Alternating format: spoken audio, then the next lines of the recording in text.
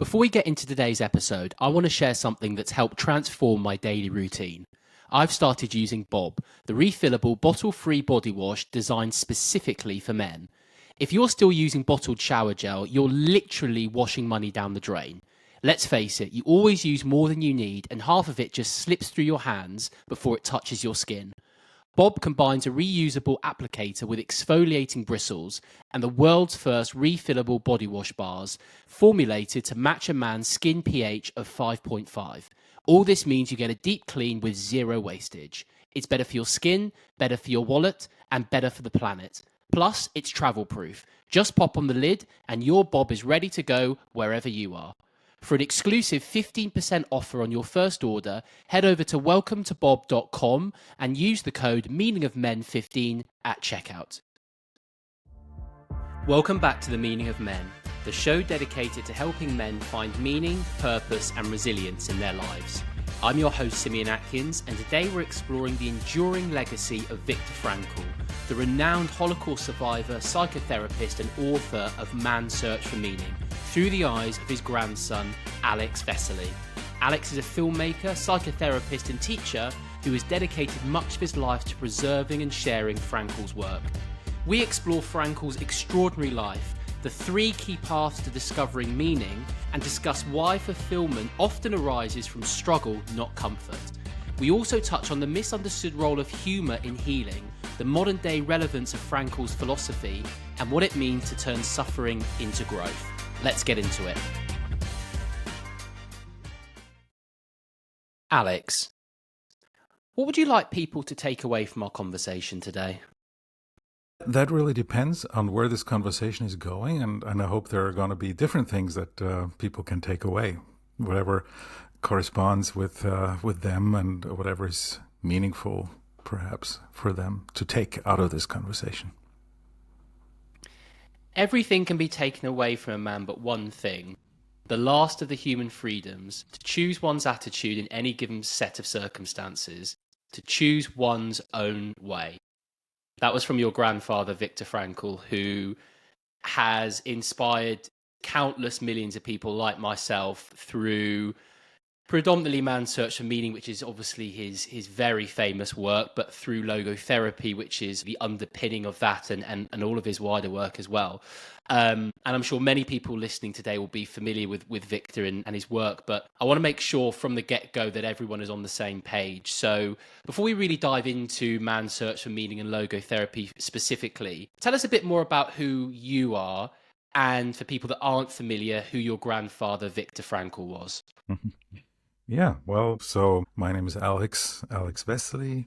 I am a filmmaker. I'm a psychotherapist. I'm a teacher.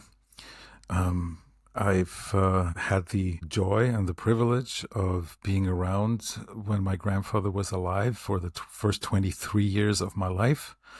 To the world, he's known as a interesting figure, one of the great thinkers of the 20th century, one of the deepest thinkers, a philosopher, a doctor, a man who studied human suffering and knew it, came to learn it firsthand with his own experience in the Holocaust, which he put into his book, Man's Search for Meaning. For me, he was Opapa, which is a very Austrian way of saying grandpa. And the older I get, the more I see how special he was and the influence that he had on so many people and on the world, and on his family too, and on myself as well.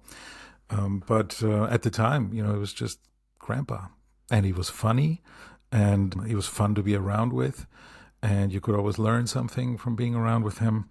And that influenced me in my decisions, and I was always drawn to filmmaking, so that became a big part of what I did and what I continue to do. And one of the things that I started early on when he was still alive was to go into his flat. There he had a room where he'd put all his work, all the paperwork, all the recordings that had been made, and they were piling up. There were a lot of cassette tapes and videotapes and film reels even. And I asked him, what's going to happen with those things? And he said, "What do you mean? They're, don't touch them. I've got my system." And I said, "Well, they won't get any better, and no one can listen to them if they're just piling up here." And so I started making copies of these tapes, and this has kind of become the major part of what I did the last 30 years, was to preserve and to copy and to make sure that these recordings that thankfully exist, because he lived in a time where the technology was there, so that nowadays when people ask me, what would he say about this and that? We can go back in the archives and we can see if we find something there that he actually said about this or that topic. And so that's been a very rewarding project that came to be, and that is my effort to make sure that his work will be not just remembered, but just available to anybody who wants to access it and to learn from him. Like I'm sure many people that have read Man's Search for Meaning, it had a profound impact on me. And it's interesting, when I was coming up with the idea and the concept of the podcast, it had a huge influence, and it's, well, not particularly well hidden, the meaning of men, right? And I think that this idea of meaning, and with the podcast specifically, we talk a lot about what it means to be a man in today's society. But I think when you go a level down, Man's Search for Meaning is so profound. And this is obviously where Viktor went against the grain of a lot of the other great thinkers of his generation, putting meaning front and center of people's purpose and people's drive, and really what they're living for, essentially. And Man's Search for Meaning remains one of the most influential books ever written. It is interesting, though, I was listening to another interview that you did, and you were saying that actually originally he didn't even put his name to the book, and he didn't even necessarily see the influence it was going to have. And actually Doctor of the Soul, which was, I believe, one of the books that he had and he had to get rid of before he went into Auschwitz, was the one that obviously was more top of mind at that point. And he probably would have been surprised at the legacy that Man's Search for Meaning actually left for itself as well. Before I get too ahead of myself with that, maybe let's just take a step back. And again, for people that aren't maybe familiar with Man's Search for Meaning, can you take us back to the start of where it came from and Viktor's journey really through those times in the concentration camps? Yeah, it's interesting. As you say, Man's Search for Meaning is kind of the book that's often connected with him, and people are often surprised that, hey, he wrote other books as well, and to him this was maybe the least important book that he ever wrote. I mean, important in the sense of contributing to his theories. He was a scientist, right? He was a doctor, and so he had stumbled across something really important that obviously all the other founding fathers of psychotherapy had overlooked or neglected, and that was the central role of meaning, of purpose, of a life's purpose, that the central role that plays in every human being's life, that we're basically born with this longing, and he called it the will to meaning. But it's not a drive that's pushing us like if I'm hungry, right? That's a drive that wants to eliminate itself, basically.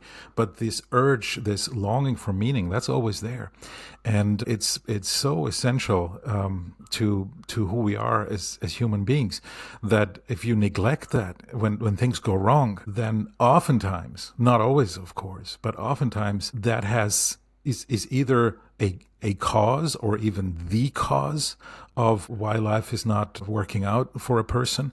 Or if it's not the cause, it is at least it is something that can be helpful when people are struggling for whatever reasons that fate has put in their life, and they need to struggle with, and they have to overcome or deal with, and they want to deal with, but they don't know how.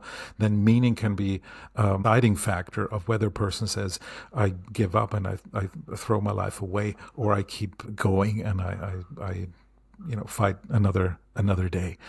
And so somehow that had been overlooked. I mean, meaning was always there. If you look at any religion, if you look in poetry and literature, it's all about meaning. But somehow the then still young science of psychotherapy, which, it basically went back to Freud, who had uncovered the role of the unconscious and the subconscious and how that influences our decisions. And that was something he was fascinated by as a young student growing up in Vienna. Freud at the time was still ridiculed mostly. He wasn't taken seriously. That, of course, changed. And then it almost went into the other extreme that he was taken too seriously, even more seriously than he would take himself. He was always aware that he had just caught one aspect of what it means to be human, but that there might be other aspects too that are important or equally important. And a lot of his followers didn't see it that way, and they were strictly adhering to the dogma of psychoanalysis that basically we're not in control, right? And along comes this young doctor, my grandfather, and he said, I think what I'm observing from my patients is that there's something else going on here, that we're not constantly, or healthy people are not constantly monitoring whether or not they're in inner balance, or that they're abreacting all their drives, and that all their needs are being fulfilled. This kind of, need fulfillment psychology that's still persistent until today. This idea that if you nurture all the needs and if you fulfill them, then you'll be happy. And here comes this young guy, and he says, no, this would be terrible. This would be the opposite of happiness. If all our needs are fulfilled, what will result instantly is extreme boredom. We would not be fulfilled. On the contrary. And it's not a healthy thing to live in a tensionless state. And even the very wish to live in this state of equilibrium, or of just constantly having our will to pleasure being fulfilled, that even the wish for that is already thwarted and thwarting the effort and making it basically impossible to be happy and to experience true pleasure. The healthy human being is out to do something completely different. Healthy human beings oriented towards the world and towards meaningful tasks, that's waiting to be fulfilled, to be realized by us, but not for the sake of our own equilibrium, but for the sake of itself, for the sake of something meaningful to be done, of something that's not working to work again, of something that's necessary, that's maybe a wrong in the world, to right that. So that it is right again.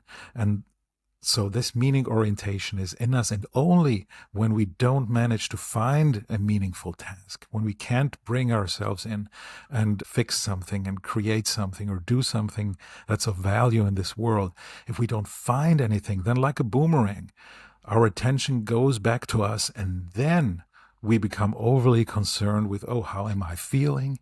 How's my inner state? How's my inner balance? Are all my little pots of needs, are they always full? And then we become essentially neurotic. It's not a healthy thing. So it's radically different. Still is in many ways, because if you look at psychology today, a lot is still based in this idea that, here's the formula, and if all your needs are fulfilled, then you'll be happy. And so of course he was misunderstood at the time, and kept being misunderstood, and is still being misunderstood today. That's he put his work out there, and everyone can access it and read it and learn from it. And I think a common misconception is that he created logotherapy while he was in the concentration camps, but actually he'd already started to build this, and it was almost like a trial of fire, right? When he got into the concentration camps and he started putting it into action. That happened by accident. One of his publishers of Man's Search for Meaning in the 1950s, of one edition, without notifying him, changed the blurb on the back cover, saying, from the death comes a new psychology. And he instantly put a stop to that. He called them up and he was furious, and he said, that's ridiculous. I never said that. And if you read in the book, you mention it, he writes about how he had the manuscript for his first book, into which he had put all his knowledge, which was later published under the name The Doctor and the Soul. He had that sawn into his coat, and he had to throw it away upon entering Auschwitz. So yeah, he didn't walk into the concentration camp with logotherapy in his mind, his spiritual child, as he called it, but he didn't come out of it, but he walked into it. And it was, in fact, one of the things that kept him going when he didn't know if there was anything else, if there was anybody else for whom to survive, because of course he was always hoping to be reunited with his loved ones, with his family, with his wife, and he didn't know if they were alive or if they were dead. So that was something that kept him going. And only when he found out that upon his return to Vienna, that essentially no one had survived, and only a sister, then he threw himself into work and reconstructing that book. And it was the first book that he published right after the war, which is not Man's Search for Meaning, but it was that book. And he had added a chapter about the psychology of the concentration camp in the back, and just a tiny little chapter. And then his publisher actually said, "This is such an interesting chapter. Would you be willing to write a book just on your concentration camp experience?" And that's how Man's Search for Meaning actually the idea came to be. One of the quotes that always sticks with me is, those who have a why to live can bear almost any how. And I think that if you had to summarize such an incredible book in one very short sentence, I think that's probably how I would do it. But maybe let's break it down a little bit further and explore some of Viktor's experiences within the concentration camp and how he was testing logotherapy and how it was developing, and essentially what he was learning and what he was seeing from his experiences in such an extreme environment. That sentence really encapsulates the gist of it. It was actually never written by Nietzsche, but he was very precise with quoting. And there is a passage in a book of Nietzsche that basically says that. And so he kind of reformulated in this idea in his poignant way, but he didn't want to take credit for that formulation, although he could have. So he said, no, this was Nietzsche. This wasn't me.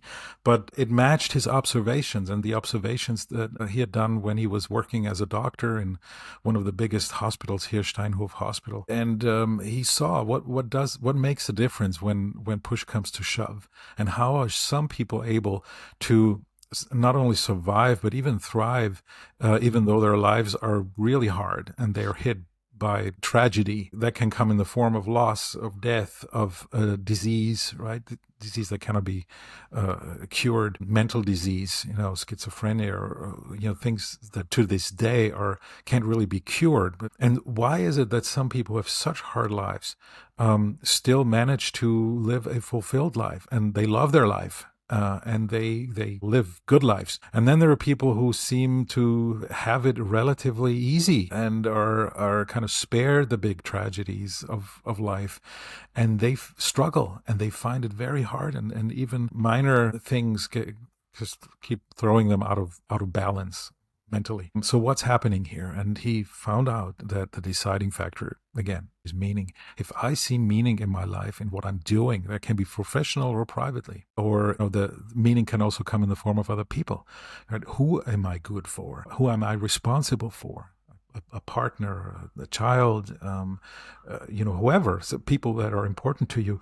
And if you're aware of that, then it's much harder to put you out of balance, because a person who knows why they're here and what they're doing, and that what they're doing matters.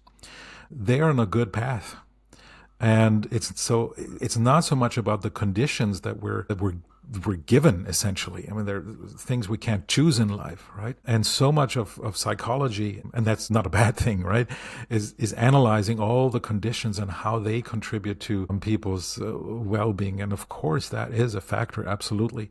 But he found that more so than the conditions themselves, it's what we decide to make with those conditions that matters, of whether a person is essentially living a fulfilled life, a happy life, or a meaningful life, right? So in logotherapy, would say that's the same thing. There's not one without the other, because happiness is a byproduct. It is a side effect of fulfilling a meaning, of meaningful tasks in life. And then people who struggle with that, and they don't always know that they're struggling with that. So when we talk about meaning in logotherapy, he was very clear on that not everybody needs a logotherapist. Not everybody needs a discussion about meaning. Most of us, most of the time, don't even think about meaning, and that's a good thing. We don't need to think about it. We just do it, right? But he compared it with oxygen. Like, we don't think about breathing, and we don't think about oxygen and how important it is. Only when we lack oxygen, then we start to realize, wait a minute, something's missing, and it's really important, and I better make sure that I find a source of oxygen if I'm running low. And so it's the same with meaning. We usually don't encounter it with people who are immersed in life and immersed in fulfilling meaningful tasks. But when that doesn't happen, when meaning isn't found, when it's obstructed, when a meaning that was really relevant for someone is suddenly lost, and they are struggling to reorient themselves and to rebuild their lives, that's when meaning and the lack of meaning becomes critical and has an effect. And he was the first to actually prove that the lack of meaning can actually make you sick. You don't have to have any disease. It can be simply the lack of meaningful goals and tasks in life, this what he termed existential vacuum, that meaninglessness, that inner void that often pops up, not only, but often pops up when there's actually little stressors from outside, when there's not so much distraction by the everyday grind and things and demands. So you would think when things are going well and when you don't have too much, say, stress, for example, right? But that's exactly when this existential vacuum often comes up, and people realize, wait a minute, what am I doing? Where am I? I have all the things that I need to live from, but what am I living for? There's a couple of things that I just want to recap on. One, which was a real penny drop moment, actually, the first time I read the book, where I was realizing it wasn't just about, for Viktor and people in the concentration camp, it wasn't just about survival. It was about, what were you surviving for? Yes. And I think that's just so relevant for life as well, right? Like, you're living, but what are you actually living for? And it really then just dawned on me, this importance of meaning, because you can exist, we can all exist, but what are we actually existing for? Exactly. You touched on the word fulfillment there a few times. And again, that's something I've been thinking a lot about recently, the difference between happiness and fulfillment, and actually the link between fulfillment and meaning. I think for me, fulfillment is more of a nourishing, long-lasting feeling that will, when I think about things that have made me feel fulfilled, well, every single time it's come with some element of struggle. I feel like something like happiness, you can be happy just watching Netflix for 10 minutes. That can make you happy. It's not going to make you fulfilled. But that feeling of fulfillment, when you achieve something, you strive for something, you come out of your comfort zone potentially. But I think the other layer to that is that the things that I've done in my life where I felt fulfilled, there's been that element of meaning to it too. And I think the meaning has driven me. Again, feelings of happiness, I don't think that I've been necessarily driven by meaning for that. Like I said, watching Netflix maybe for If my grandfather was here, would say, no, you weren't driven by meaning, you were pulled towards meaning. Right? We're drawn to it. There's something meaningful. There's something that needs to be done. I can do it. I want to do it. I know how to do it, and I know how to do it well. Yeah. And you did it, and then you've done it, and you've done it once and for all. So that kind of says something about who you are, and that gives your existence some meaning. So in that sense, you've given your existence some meaning in the moment that you fulfill something that's of value, of meaning, and that's self-transcendent, that's out there in the world, that's objective. It's more than just a feeling inside of yourself. Just intersperse this.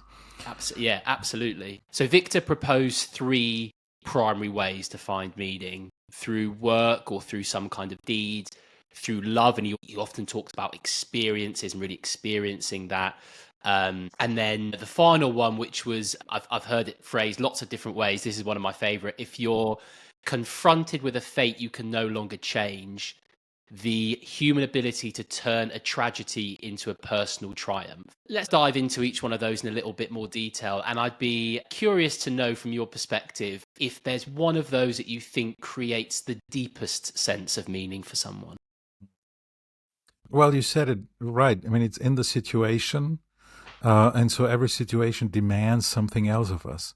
When, for example, we're confronted with something that's, say a disease, right? Number one way to fulfill meaning is by our actions, what we do. So I see, okay, there's sickness, say someone else, or I'm sick, right? I need to do something about that. It's a call to action. Say, okay, you better, you have a sore throat, get some tea, right? Or if something is hurting you, go get a checkup by your doctor. Get moving. It's action. It's what we do. The second way to fulfill meaning is by experiences. It's not by what we put into the world, but what we take out of this world, so to speak, mm-hmm. right? So if it's a beautiful sunny day, and have you ever been to Vienna? I haven't, no. You haven't? Okay. It's high up on the list. Okay, good. So when you come here, right, and say we meet and we talk, and you're here for a short period of time, you're probably finding meaningful, or you would sense that something's wrong if you just went, from the airport to your hotel. We have a conversation, and then you go back to the airport and you fly away. So what does this situation right now provide in terms of experiences that are unique, and that can be experiencing another person of course too. So that's where we talk about love. How do when I listen to music, beauty, art, truth, right? Those are values, and it would be counter to meaning to say, okay, there's something very unique and beautiful happening, and I'm just staying in my room and I don't care about it, right? And I keep watching Netflix. Go back to Netflix. Although watching Netflix can be highly meaningful. Again, it's what the situation demands, and sometimes the situation demands that we take care of ourselves and not worry for a moment and recharge and watch a good movie. So it changes from situation to situation. Experience is highly meaningful. But let's go back to that example of something, of a challenge. Say I'm sick, and say it turns out that this sickness cannot be cured, right? And that happens every day. And Viktor was a doctor, so he saw it happen every day. Then he said, there's still one more way. If there's nothing we can do about a situation, if there's nothing to experience about it, only negative, then as human beings, we still retain that freedom to choose our attitude and to decide, how am I going to take on that suffering? How am I going to respond to this question that life is asking me? And it's a difficult question when you're dealing with a tragedy that you can do nothing about. Usually comes in three forms: in suffering that's unavoidable, by disease, for example, by death, our own mortality, or knowing that our beloved person has passed away or will pass away, and by guilt, existential guilt. Being alive means being guilty because we sometimes don't act meaningfully, right? We act against meaning by doing something we shouldn't do, or by having done nothing when we should have done something. So it's it's a condition humaine. It's the human condition to be challenged by those three. He called it the tragic triad. Big themes of life that life simply doesn't come without. We all become guilty. We all die. We all meet death, and we all suffer. And so, but when we can't change that suffering, and we can't change that we've become guilty, so we can't go back in time and undo anything, then how we deal with it, the meaning of suffering can be in the way we respond to it, the way we live with that suffering, what we make out of this suffering. And you'll see people who are dealing with a difficult fate and on a human level even grow. Hi everyone, I want to take a moment to shout out Apex Everest, an incredible organisation and partner of the show who are pushing the limits of human resilience. Imagine this: climbing the equivalent of Mount Everest, but right here in the UK, by summiting the Helvellyn mountain 9 times in just 48 hours. But Apex isn't just about the challenge, it's the chance to be part of a year-round, vibrant community dedicated to unlocking your true potential. Whether you're looking to push your own limits, or you're part of a team wanting to build an unshakable bond, this experience will stick with you for life. So if you're ready to conquer your Everest and be part of something special, check out apexeverest.com to find out more. He once said that everyone has their own Auschwitz, and I think that that's probably, for me, why this book is just so powerful for people, because obviously the vast, vast majority of the people will have never gone through exactly what Viktor went through himself. But I think in our own way, we've all got our trials and tribulations and things that we need to overcome. And actually, I think once you read the book, my take on that is that it presents an opportunity. And I think a lot of what you're saying here is, particularly on the third point around ways of finding meaning, when you're confronted with a fate you can no longer change, the opportunity to change or turn that tragedy into a triumph. I think that's a really empowering way to think about it. And, a common theme throughout the conversation has been that we do need challenges and we do need to face our own adversities really to be able to grow and find meaning. What does that quote mean to you when you hear that? And because it's such a famous quote, and I think it maybe takes some people back initially, particularly I think when they haven't read the book. I think maybe when you've read the book you get a bit more of an idea. But what does that quote mean to you? I'm fascinated to hear. Yeah. Well, I see you hinted at it. I mean, it was not to diminish the Holocaust. On the contrary, I mean, this was something clearly that only someone who had been lived through this time could have had the right to say. But what he meant to say with it was that suffering is universal, in whatever shape or form it comes, and we're all affected by suffering. In his case, it was he lost his whole family, almost lost his own life in various German Nazi concentration camps. And here's how the quote came to be. He was in the U.S., one of the first lecture tours, even the first lecture tour, and there were a couple of people in the audience, and the audience was a little bit cold. And the moderator of that workshop afterwards said, "Dr. Frankl, you noticed that the audience was a little bit standoffish?" And he said, "Yeah." And he said, "Well, did you wonder why that was?" And he said, "Well, most of them are psychoanalysts, and what I'm talking about is not exactly psychoanalysis. It's actually kind of the opposite in many ways." And he said, "No, but that's not why they were so cold."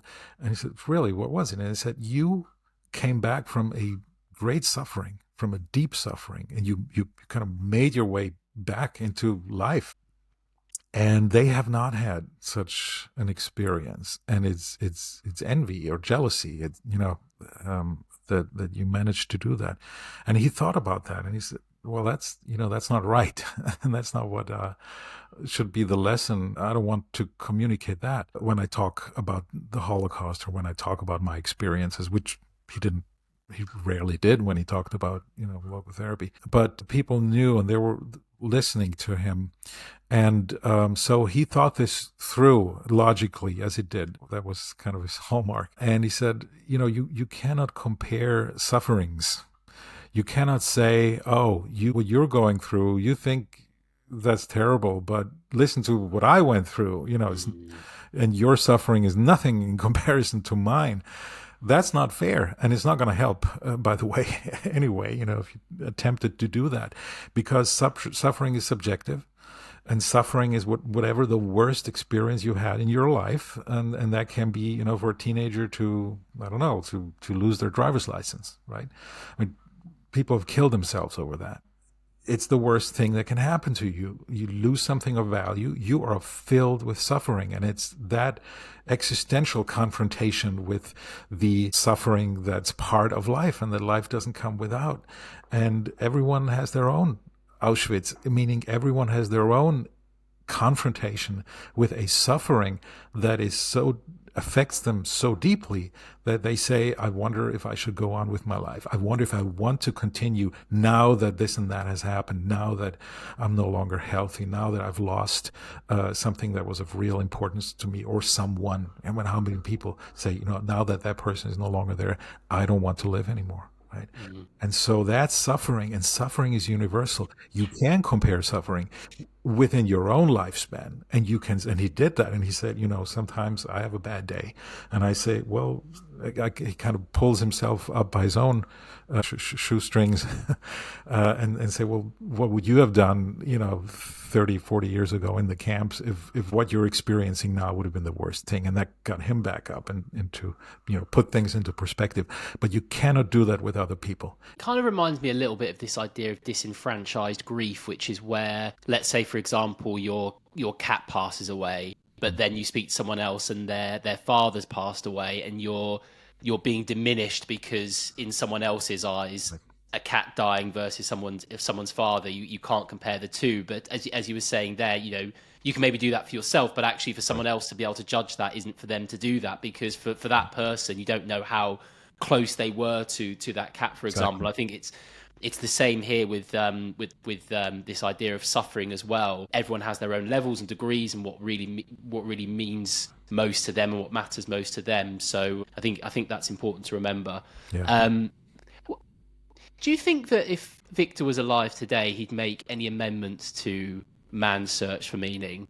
I don't think so, no. And I think that's why the book is still drawing so much interest. He was always interested in finding the deeper truths, so to speak, about human existence and life and what matters. And I think we humans, unfortunately, haven't changed so much in the last 80 years that it's not still relevant today, or in some ways even more relevant. I mean, he wrote a lot of books, and he did make amendments, changes to other books, and update them and kind of talk about what he saw as maybe the undercurrents or the coming problems. I mean, he talked in the 1930s about how when everybody believed, okay, once the economy is going to be fixed, people are going to be happy, and, there's going to be no psychological crises anymore, or neurosis is going to vanish. And he knew back then, he said, no, it's really going to start once we have everything in terms of material wealth and security and safety. So he predicted that, and it's exactly what happened. I mean, if Freud had been right, we should live in the happiest times, right? I mean, nothing's in the way of pleasure. Any lifestyle is pretty much accepted nowadays. You can take all the pleasure with more access to pleasure than any generation before us. I'm talking about the majority of people in the Western world, and yet the suicide rates are up, and they're higher than they've ever been. So what's going on here? What's the problem? And I think these timeless messages, this is a crisis of meaning. But there's also progress. I mean, you see a whole generation of young people, and he was always the young people were very attracted to what he had to say. So if he gave a lecture, a lot of young people, because he recognized their right to say, okay, it's not only okay, but it's your right to not just take over some kind of the ways of meaning fulfillment that other people have done before you. You should question that. It's a brave thing to question that and to seek your own answers and to live accordingly. And he encouraged that, because again, meaning cannot be given. One of the big misunderstandings that you still see popping up, so Frankl said, he prescribed meaning. He even said that verbally in many, many texts. Meaning cannot be prescribed. It can be described as best. You can describe, give examples of someone who has found a meaningful task or meaning in suffering and how they managed to do it. And that can be inspirational, but no one can solve the puzzle for you. You have to find it, because, again, it's so unique to that situation, to that individual who is in that individual situation. So it's a matter of finding it and fulfilling it, and not of giving or creating. And so I don't think he would change much. Yeah, I found a clip of him on YouTube the other day when I was preparing for the episode, and you are right. I think it was from 1979, I believe, or 1980, and the way that he was talking about the meaning crisis, it literally could have been talking about today. Right. It's one of these things that you think is like a relatively new phenomenon, but it's just dating back so long, and it was quite staggering to hear him talking about it. As you said, it could have literally been him here today saying exactly the same thing. Yeah.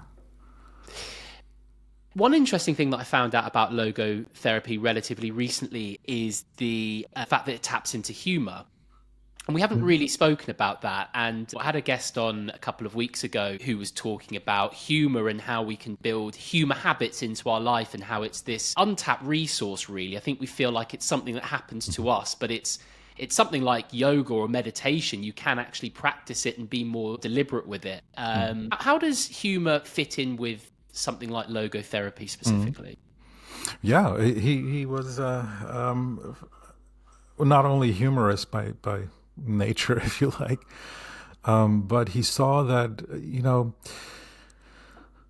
most of psychology and psychotherapy to this day sees the human being as a two-dimensional being, right, consisting of a body and a psyche, or psyche being cognition and emotion. So we have feelings, we have intellect, and we have a body. And he said, no, there's a third entity here. And that's the core, the essence of being human. That's the operator. The operator is not the machine. We have a psyche, we have cognition, we have an IQ, we have a body, but that's really our instrument. But who we are is I've explained that now, spiritual being, but the word spiritual in German actually has two words. One has a religious connotation, the other does not. He was not a religious, he was not a theologist. So he meant geistig, which means spiritual, but without the religious connotations. That's the best definition I have. It's more in the sense of mental, but mental again would be what we have. So it's the core. He used the word noetic, right? Nous, from the Greek spirit, but meaning the person. That noetic dimension. And so it's a three-dimensional being. We are body, we are psyche, we are cognition, and we are emotions, but we also are the person that has those things, that can work with those things, that can parallel those things, and that can also decide against it. I can be very fearful. I can be, shaking because my body has a visceral reaction out of fear, and I can still act bravely. Now, who does that? Who is the deciding entity who says, even though I'm afraid and I want to run away, I don't? Who is that? That is also me. So we as a person are we can step outside of ourselves a little bit. We can detach ourselves from ourselves and our needs and our reactions and our behavior patterns, if you like, right? Animals cannot do that, as far as we know. But humans can. So we can step outside a little bit and look at us, at ourselves from a different perspective. And he said that's where humor comes in, because humor promotes this ability to self-distance oneself from oneself. Right? If I can make fun of the situation I'm in, then I'm already removing myself a little bit from it and not taking it or myself so seriously. And he saw that that's a healthy thing, and that's even there's a healing quality can be in that, because we're so stuck with ourselves and we think we cannot do differently. But yeah, we can always step a little bit aside. And so humor, that's the ability. We can laugh about things. We can laugh about ourselves. We can laugh about even the absurdity of a situation, even a tragic situation. Humor in the camps. Humor, was survival quality, right? It was essential. And so he used humor in therapy, and he tapped into that resource of this specifically human ability to distance oneself from oneself. No animal can do that. Humans can do it. So it's uniquely human, and it's a uniquely human quality. And if we can do that, if we can step ourselves outside ourselves, laugh about it, laugh about ourselves, then we already we've encouraged this step of handling ourselves a little bit better. What is your own meaning at this stage of your life? Well, there's always the question of the meaning of the moment right now. Right now we're having this conversation, right? I'm trying to focus on that, and you are too.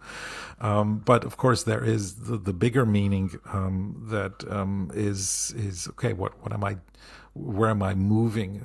What are the things that I'm serving, that I'm working on, that I'm decided to contribute to right now? And there is. I'm teaching right now, and I have a wonderful family. I have a 7-month-old son. So the demand quality. If you talk about the demand quality of the situation, when you have a young child, you don't need to think much about what to do next. They'll tell you. Oh, yeah.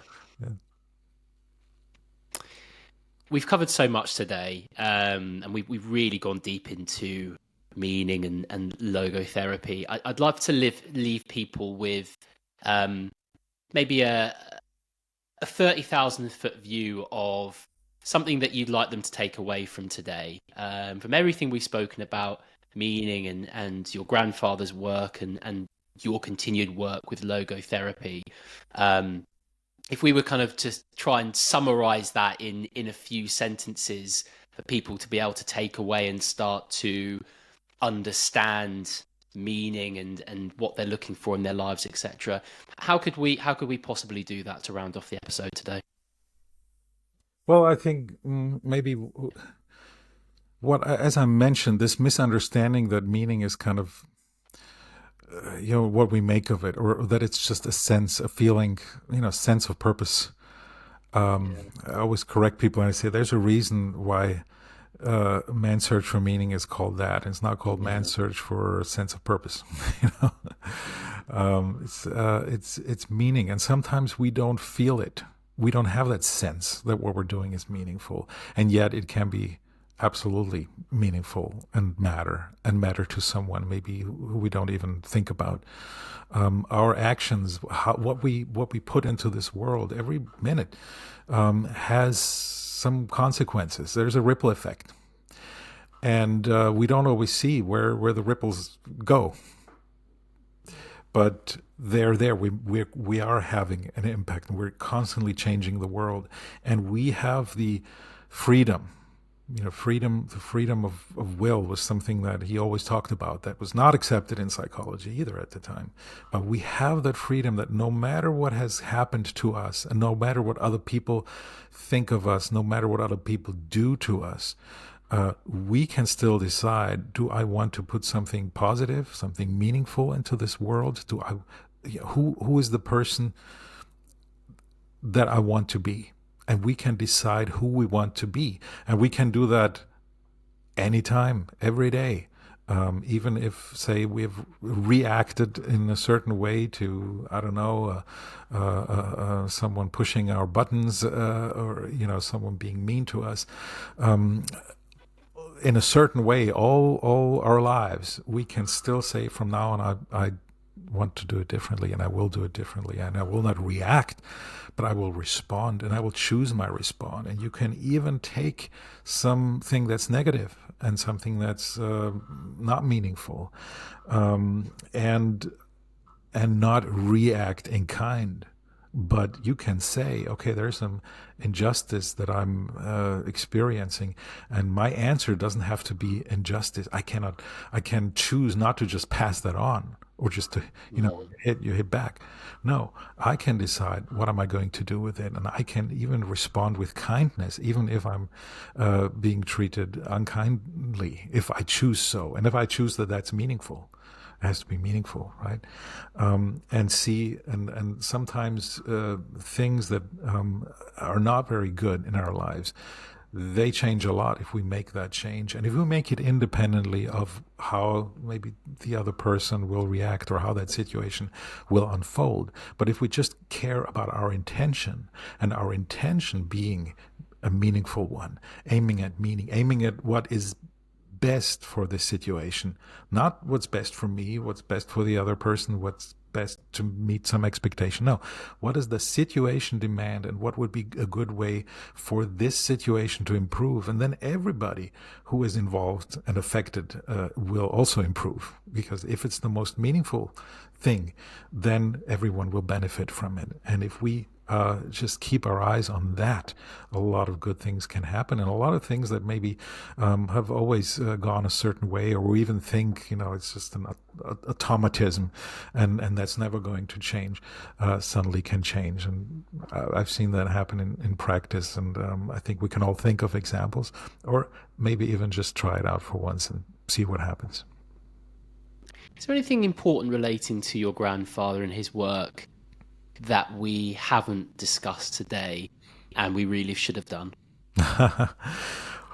Well, that's a hard to answer, because I mean I'm teaching logotherapy, and it's 5 semesters, and then still you've basically just covered the basics. So other people have gone dived deeper into it. There's still a lot to be explored, and a lot of people tell me when they read one of his books and then they reread it, then they find different aspects, and I've seen that happen to myself too. So I think whatever resonates with you, it's there's not one formula. And sometimes people ask me, was there ever anything, you were so close to him, was there anything he told you that he didn't write in his books? And I, for a while, I thought really hard, like, have I forgotten something? I overlooked something that was really important that he told me, and then I found no, he didn't, and he did, and it actually would have been not him if he had, because he was so aware and so respectful of everybody, even if you were a child, to have everything within you, that you are complete the way you are, with your ability to find and to search and to resonate with what's meaningful. We all have a conscience, right? And if you just listen to that, you'll figure it out, and you will make your own path. And he wasn't there to give you anything. He was there maybe to reassure you. And sometimes he would just, if you had a question, maybe you would expect an answer, he would just say, well, I believe you. And very respectfully tell you, I acknowledge your bravery to ask those questions, to ask these deep questions. Does life have a meaning or not? If so, what? What do I want to do with my life? What should be the guiding star, right? I acknowledge that. I encourage you to do that, but he would leave it at that, and then he would take a step back, and be proud of you, but not give you anything.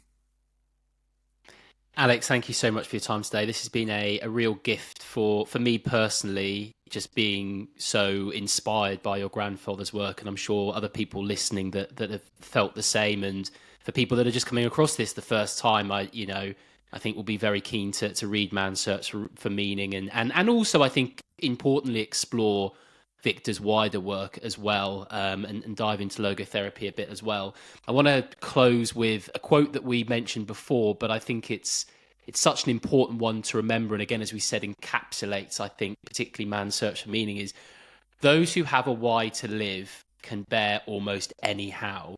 And I think why that's so important is that meaning, I think, sometimes can get deprioritized in people's lives. I think that people might think of it and think, yeah, that sounds important, but I've got all these other things I need to do. And sort of like what we were talking with the first mountain analogy earlier about, just striving for more money and a better job. And again, that this might be giving you meaning, but I think just understanding, as you put it beautifully, the pull of meaning and how that does pull you and how that does direct you, and not to fight that, and to really try and embrace that, and to start to try to understand what your meaning is and what is pulling you, and to accept that you might not find it right away, and to endure this path of, it's a constant search, because I think that's another important changes. point, because I think a lot of things you want instantly nowadays, and I think something like meaning is something that you could be searching for. It could be life's work, right? But I think just sort of having that